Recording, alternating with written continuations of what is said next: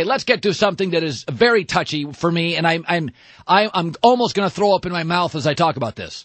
I considered for like 5 minutes this week joining a fantasy football team. Then I woke up out of a cold sweat.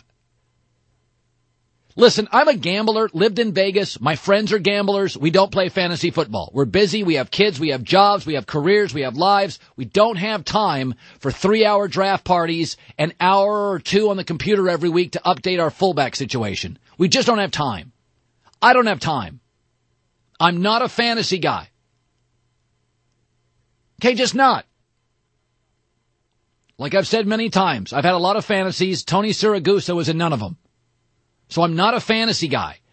But I will say there are executives at this company, ESPN, that have more than subtly pushed fantasy football segments on our show. Mike and Mike apparently caved. I haven't heard it, but apparently they have a fantasy football segment. I am not willing to cave yet. I just can't do it. It's not who I am. I'm not true to myself. I'm not true to my audience. I gamble on football games. Nothing big, 30 or 40 grand a weekend. Reasonable.